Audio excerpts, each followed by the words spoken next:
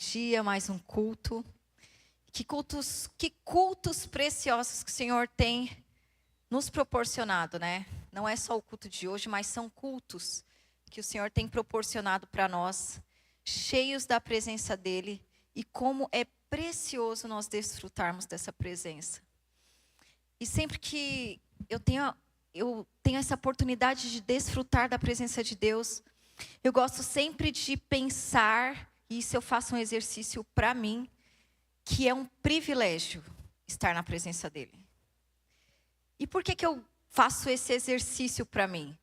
Porque é muito fácil na nossa caminhada cristã nós nos acostumarmos à presença dEle. Sabe assim, quando você se converte é tudo novo e aí você tem aquela fome e sede, você está ali, você quer mais e Deus fala com você e você nem se sente digno de ouvi-lo. E aí você fica assim, nossa, mas Deus falou comigo e eu nem me batizei, nem sou batizada em línguas. E aí você começa a colocar várias coisas, limitando o agir de Deus na sua vida por critérios teus e não de Deus.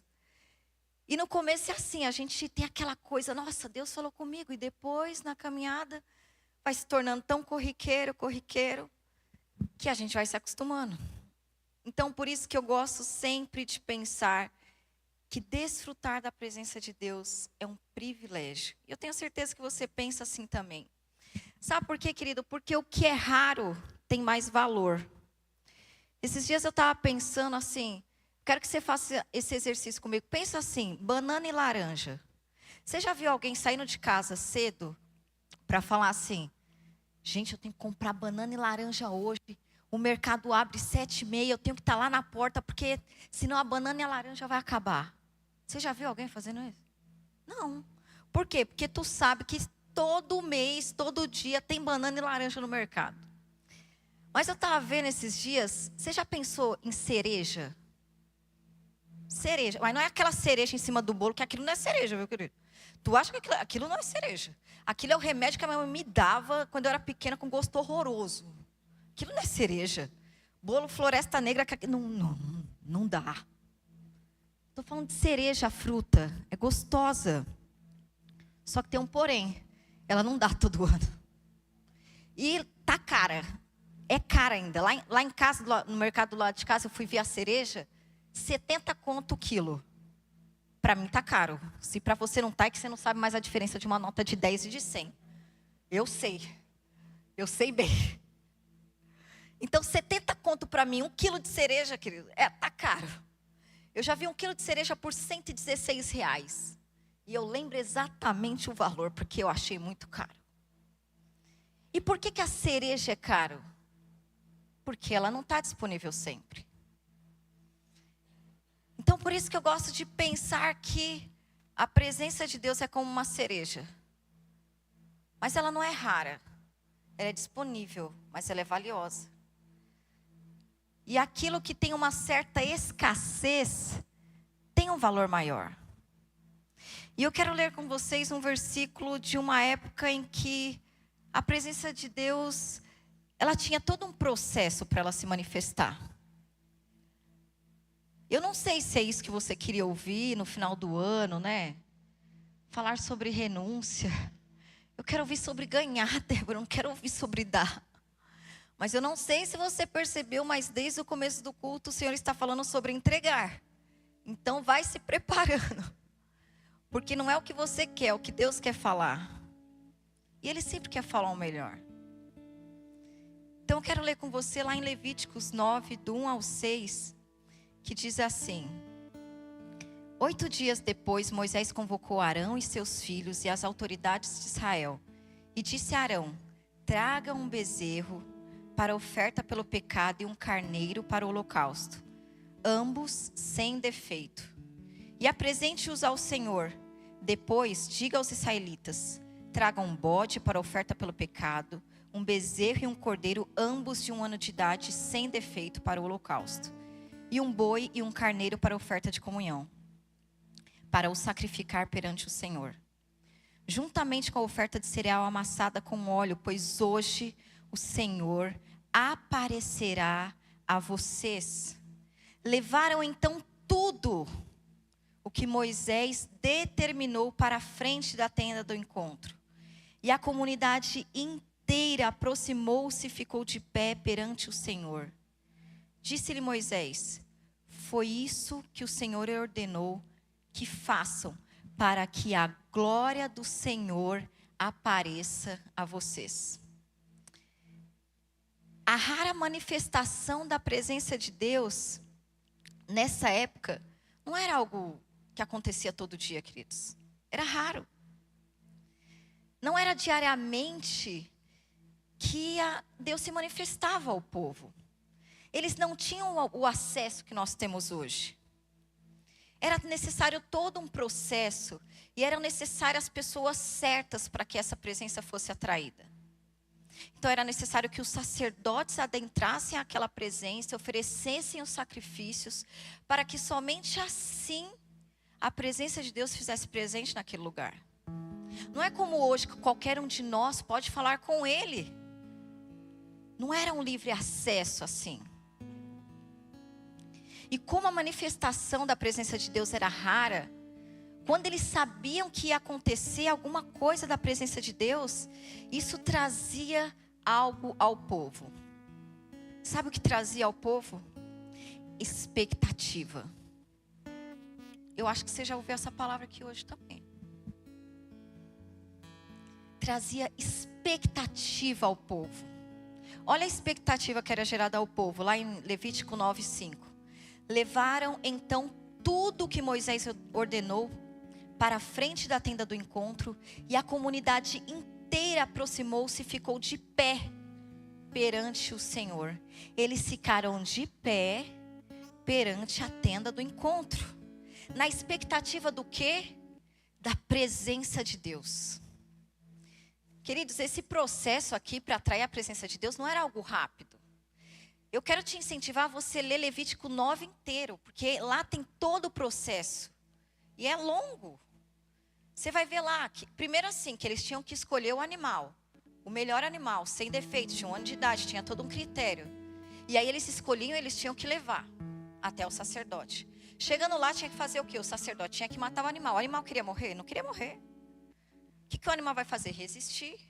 Então, leva-se um tempo para matar o animal. Mas tinha um jeito certo também de matar o animal. Tinha essa. E depois de matar o animal, tinha os órgãos que tinha que separar. O fígado, a gordura. E aí uma parte queimava dentro da tenda, outra parte era levada para fora da tenda. Eu estou resumindo para você aqui, porque realmente é longo. Então, se você ler, você vai ser ainda mais enriquecido pela palavra do Senhor. E aí tinha algumas partes que tinham que ser lavadas. Tudo isso para atrair a presença do Senhor. Enquanto os sacerdotes faziam tudo isso, que levava-se um tempo, o povo estava na expectativa lá fora, em pé, esperando. Não importava o tempo que demorasse, eles queriam desfrutar da presença de Deus. Eles tinham anseio. Eles tinham sede disso. Eles queriam isso mais do que tudo. E aí eu te pergunto, você tem essa expectativa pela presença de Deus todos os dias? Esse anseio? Essa sede? Ou você já entrou no seu automático de você falar assim, eu sei que ela está disponível e a qualquer momento eu posso falar com Ele daqui a pouco. Daqui a pouco. Eu só vou fazer um negócio aqui daqui a pouco. Cadê o seu anseio? Está aí? Está avivado? De você acordar e você ter o anseio assim. Uau! Eu vou ter o meu tempo com Ele. Vai ser demais. De você não passar um dia sequer da sua vida sem estar na presença dEle. Como está o seu anseio? Sabe o que atraía a presença de Deus? A entrega de sacrificar aquilo que custava. Lá no Levítico que a gente leu aqui, o que Deus falou para entregar? Tragam o quê? Um bezerro para a oferta do pecado, um carneiro para a oferta do holocausto. Ambos sem o quê? Sem defeito. Isso é uma informação muito importante. Ela não está lá, não, porque Deus não queria nenhum tortinho, não é só por isso. Existe algo muito específico nisso. Tragam um bode, um bezerro e um cordeiro, ambos de 1 ano de idade e sem defeito. Um boi e um carneiro para oferta de comunhão, juntamente com a oferta de cereal amassada com óleo, pois hoje o Senhor aparecerá a vocês. Queridos, eles ofereceram aquilo que custava para eles. Eles obedeceram e eles sacrificaram aquilo que custava. Eles tinham que sacrificar algo de valor. Sabe por que o animal era sem defeito? Porque era o mais perfeito. E aquele que é o mais perfeito era o que? O mais caro. Naquela época não tinha Pix. Não tinha nota. O dinheiro eram os animais, eram cereais, era azeite, era o que eles plantavam. Essa era a moeda de troca naquela época. Então, ao escolher o melhor animal, eles estavam dando aquilo que ia trazer mais dinheiro para eles. A dar o melhor cereal, eles estavam dando aquilo que provavelmente era o mantimento da casa deles. Eles estavam dando aquilo que custava para eles. Não era qualquer coisa. Não era assim, tá bom, é um sacrifício, vamos pegar qualquer um. Esse daqui já está meio ruim. Vamos levar esse daqui. Não. Se não custar, não tem valor. A cereja custa caro. Porque alguém falou assim, é raro. É difícil fazer uma plantação dessa, ela não dá todo o tempo, vamos cobrar caro. Porque o que é raro tem valor. Mas nós temos disponibilidade a essa presença. E ela continua tendo valor.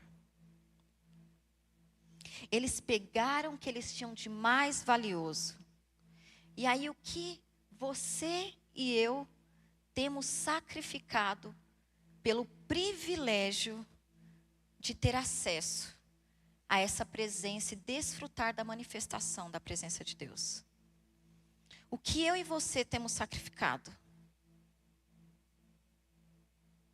Às vezes a gente já chora um pouquinho quando Deus aperta um pouco. A gente já pede arrego. Eles sacrificaram o que eles tinham de melhor. Sabe, queridos, alguns meses atrás, eu estava preocupada com uma mudança que a gente vai fazer lá em casa, que a gente vai mudar as meninas de escola. E aí a mãe já fica preocupada, né? Porque mãe é assim, a mãe quando ela não tem uma preocupação, ela procura uma, né? E a mãe fica assim, não tem nada para me preocupar, tem alguma coisa estranha, vou procurar uma preocupação. Mãe é assim. Quando as minhas filhas nasceram, colocou ali a Luísa, a primeira, né, do meu lado, qual os primeiros sentimentos que você teve? Amor? Não, preocupação. Eu olhei para ela e falei, meu Deus, eu tenho que cuidar dela. É sério. Foi o primeiro sentimento que eu tive. Eu falei, meu Deus, esse ser depende de mim. O amor veio. Mas o primeiro foi assim, uau. Depende de mim, eu sou responsável por essa vida. Então a vida da mãe é preocupação. E aí eu estava preocupado com a questão das meninas mudar de escola. Elas estudam numa escola que tem uma questão cristã e elas vão para uma outra que é cristã também. Mas é um pouquinho diferente, coisas diferentes do que a gente pensa em casa. Nada de que tem que atualizar a Bíblia, não é nenhuma escola dessa. Mas são questões que me deixaram preocupada. Enquanto eu estava preocupada com isso, eu não tinha falado ainda para Deus assim, tipo, Deus, estou preocupada com isso. Eu estava só criando um ninho na minha cabeça, deixando os filhotes, alimentando ele, os passarinhos aqui tudo crescendo. E aí Deus veio já com a espada tramontina, sabe assim? E Deus pegou e falou assim para mim, você não deve se preocupar com o que vão ensinar para elas, mas você deve se preocupar com aquilo que você não está ensinando. Eu falei, Deus, bate não.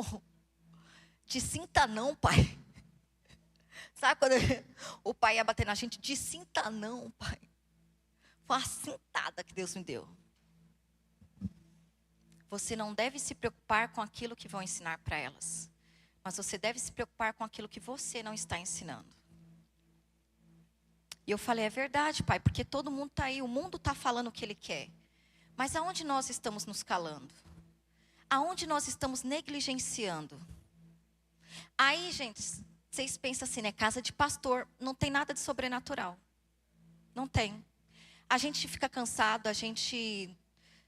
tudo é igual. A sua casa, então, é lá em casa também. Uma vez falaram assim pra gente, não, porque, né, você é pastor. Eu falei, qual que é a diferença minha pra sua? O pastor é um cargo, não muda nada, assim. É só uma função que eu exerço. É uma alta responsabilidade, sim, mas a gente é igual. E aí eu falei para Deus, eu falei assim, Deus, verdade, o que está sendo negligenciado?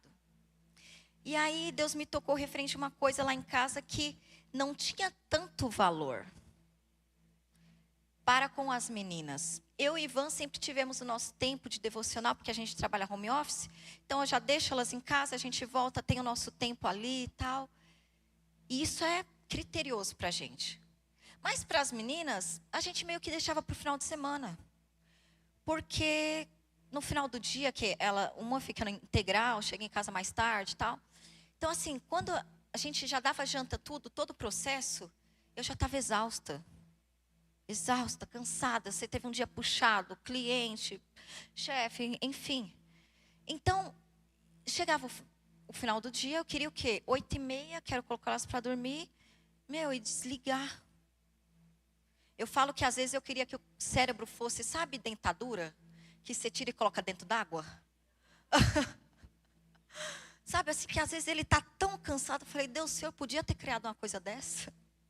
Sabe assim, a gente tirar o cérebro e colocar ele para descansar?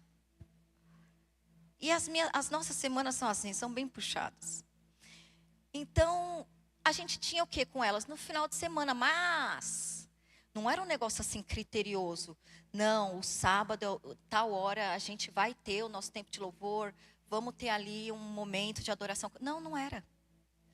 Era um negócio assim, vamos fazer agora? Vamos. Então tá bom. Aí fazia.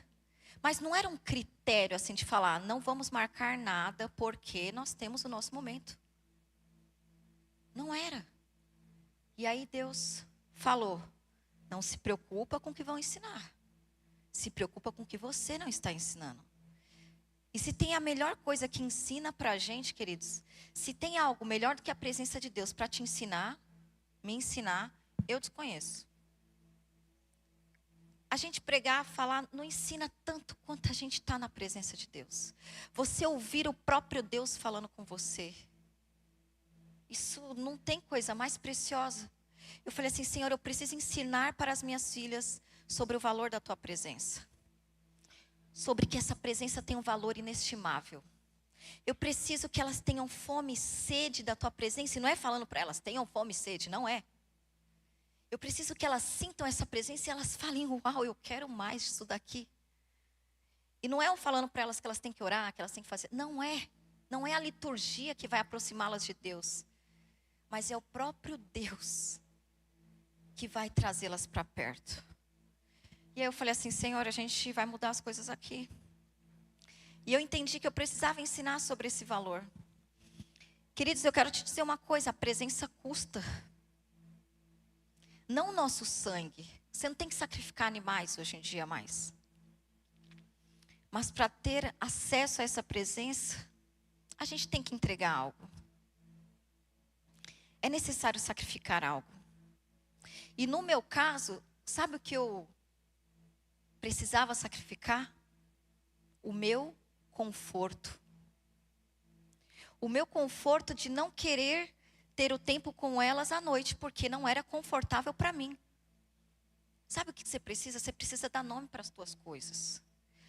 Tem o cansaço? Tem. Tem as outras? Tem. Mas tem algo lá na raiz, que é o teu conforto e o teu egoísmo. Era isso que estava me impedindo de ter o meu momento lá. Eu e Ivan temos nosso momento com as nossas filhas. Para de ficar inventando outros nomes e desculpas bem bonitas de coaching, sabe? Esses coaching que tu fica vendo aí na internet. A coisa é simples, Jesus é simples, é conforto mesmo, egoísmo, é. E aí eu sacrifiquei o meu conforto. Falei, Deus, Eu vou sacrificar isso, sabe por quê?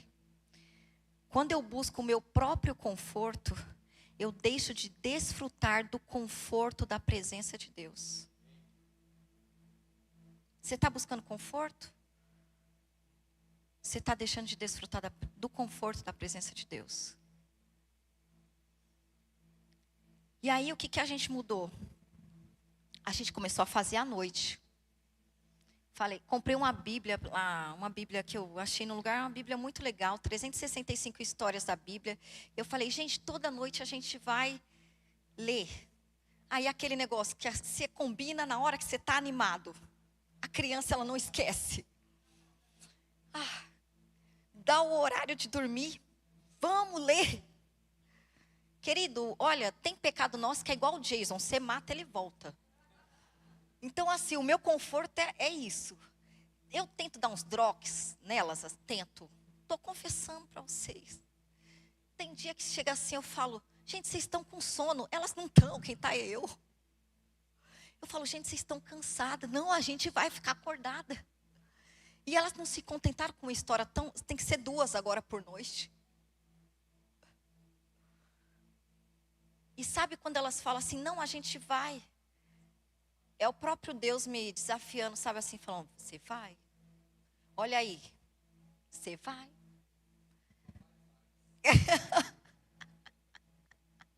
Verdade, tem que colocar o papai também. O papai faz o louvor, o papai é a parte do louvor. Porque a mamãe, não vai rolar o louvor. E aí a gente começou a ter esse tempo com elas. E Deus começou a usar uma das nossas filhas também para nos chamar. Teve um dia que a gente estava bem mexido, sabe? Sabe aquele dia que está mexido, assim, que você não teve um dia legal? Você tem várias coisas para resolver, só pepino. E aí, eu tenho uma das minhas filhas que ela gosta muito do louvor.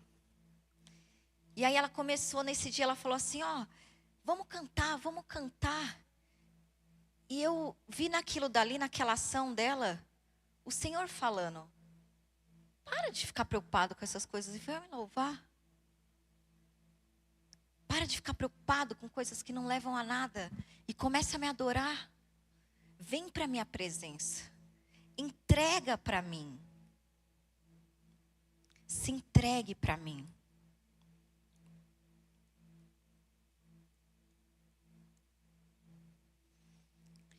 Querido, nós só sacrificamos aquilo que precisa morrer. E o que precisa morrer em nós é porque está ocupando um lugar indevido dentro de nós. Quando aquilo morre dentro de você, você abre mais espaço para a presença de Deus. Para a árvore nascer, a semente tem que morrer na terra. Nós queremos os frutos, né, da árvore. A semente teve que morrer. E aí eu te pergunto, o que talvez você precisa sacrificar que está ocupando um espaço aí dentro de você? Deus poderia alargar mais a tua tenda, mas existem coisas que você colocou aí dentro e que você acredita que são importantes para você, mas não são. E que Deus fala assim, entrega, me dá, eu quero mais espaço. Para atrair a presença de Deus, o povo entregou o que eles tinham de valor e levaram à tenda do encontro. Se você quer atrair a presença do Senhor, o que precisa ser renunciado aí dentro? O que você precisa entregar? No processo de atrair a presença, nós precisamos morrer. Romanos 14, do 7 ao 8, diz assim: nenhum de nós vive para si mesmo, e nenhum de nós morre para si mesmo. Se vivemos é para o Senhor, e se morremos, também é para o Senhor que morremos. Assim, tanto se vivemos como se morremos, somos do Senhor. Que você entenda o privilégio desta presença. A presença do Senhor Jesus é a cereja valiosa. Mas ela não é rara, ela é disponível. Não trate essa presença como uma laranja e banana. Levítico 9, do 23 ao 24, diz assim: Assim Moisés e Arão entraram na tenda do encontro. Quando saíram, abençoaram o povo, e a glória do Senhor apareceu a todo o povo. Saiu fogo da presença do Senhor e consumiu o holocausto, e as porções de gordura sobre o altar. E quando todo o povo viu isso, gritou de alegria e prostrou-se rosto em terra. Aquela gordura que o Senhor queimou, sabe o que era aquilo? Foi aquilo que eles levaram. Aquilo que você entrega ao Senhor, Ele vai queimar. Porque talvez tenha valor para você, mas para Deus Ele não tem. Ele fala assim, eu vou queimar isso, para que você nem pegue de volta. Porque não tem valor para mim. É necessário que eu queime isso da sua vida. Porque eu quero me manifestar, eu quero aparecer para você. Eu quero alargar minha tenda a você. Quando você se entrega ao Senhor, a presença dEle se manifesta. O sacrifício não é perda, é alegria. Vocês viram que eles entregaram aquilo que eles tinham de valor. Animais preciosos para eles. Cereais, um monte de coisa. E eles se alegraram daquilo estar sendo queimado. Por quê? Porque algo de mais valor ainda foi manifesto ali. A presença de Deus. Então você está aí, Deus está mexendo com você e você fala assim, nossa Deus, mas é isso que eu tenho que entregar.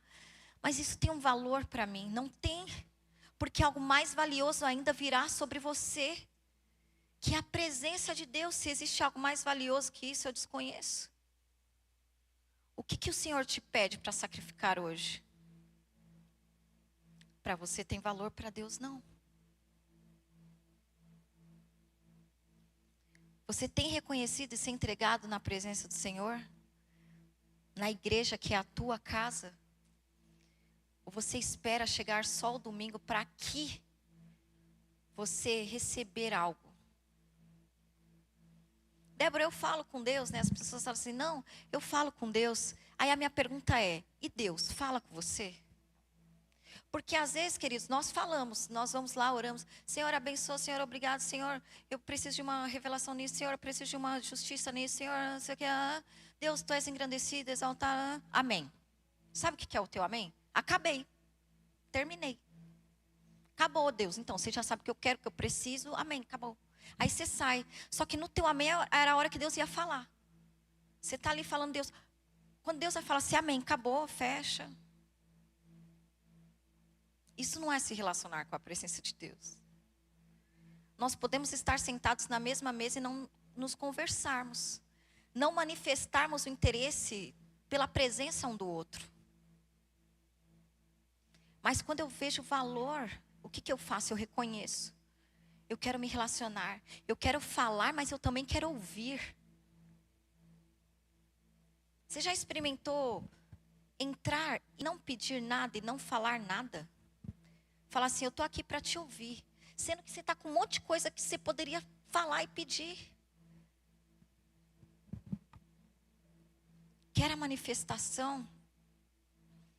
Sacrifique aquilo que precisa ser sacrificado. Reconheça essa presença. E reconhecer não é só dizer que você fala com Ele, mas é deixar Ele falar com você. Queridos, se tivéssemos queimando nas nossas casas, os nossos cultos seriam diferentes. E eu não estou falando que o culto é ruim não, tá? Não vai sair, está gravado, vai sair contando outra história. Eu não estou falando que o culto é ruim. Mas eu acredito que Deus tem mais. Se você se contenta com isso que você recebe domingo, não, pelo amor de Deus, Deus tem mais. Deus tem mais, eu quero esse mais. Eu quero mais. O culto de domingo, ele é resultado dos cultos que nós temos nas nossas casas. Dos encontros que nós temos com Deus diariamente durante a semana. Você passa um dia inteiro sem tomar uma água. Você vai ficar 3 dias sem tomar uma água, você morre. 4 dias, você morre. A presença de Deus é como a água. É necessária todos os dias. Imagina que aqui a gente é tudo um bando de graveto. Imagina que você é um graveto. Você está lá na sua casa, você é um graveto. Só que você tem uma chama, você está pegando fogo. Aí chegou domingo. Você vai sair da sua casa, você vai vir para cá. Todos os gravetinhos reunidos. Quando os gravetos se reúnem, o que que vira? Uma grande fogueira. Igreja não é isqueiro para você chegar aqui e ser aceso. Igreja é fogueira. Você já vem queimando da sua casa. Não vem aqui achando assim, ai, pastor, estou precisando. Mas o que aconteceu que você não foi aceso? Mas já era para você estar vindo aceso. Igreja não é isqueiro, não é fósforo. Aqui é fogueira. Aí você pode até vir um pouquinho mais apagadinho. Mas aí você encosta no irmão e aí, fogueira. Mas em apagado 100%, é porque você esqueceu de colocar lenha.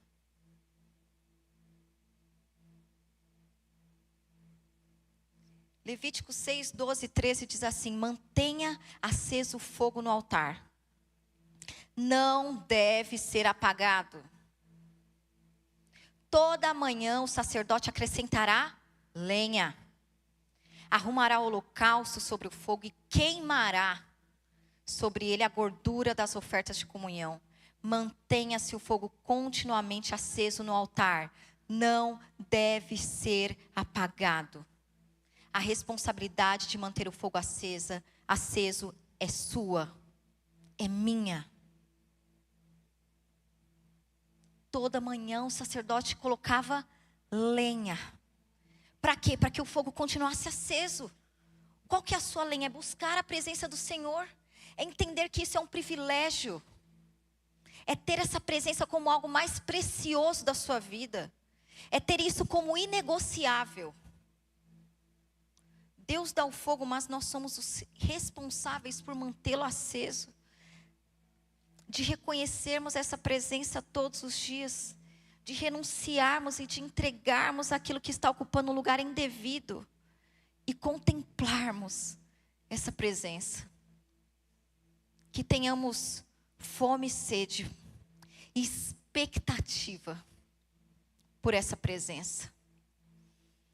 Queridos, eu não gosto de usar a palavra apelo, porque eu nunca vi Jesus apelando para ninguém, para seguir Ele ou para estar na presença dEle. Mas eu já vi Jesus convidando as pessoas para estar com Ele, para segui-lo. E eu quero te convidar essa noite, a primeira a se colocar de pé. Se coloque de pé no seu lugar, você está em transe.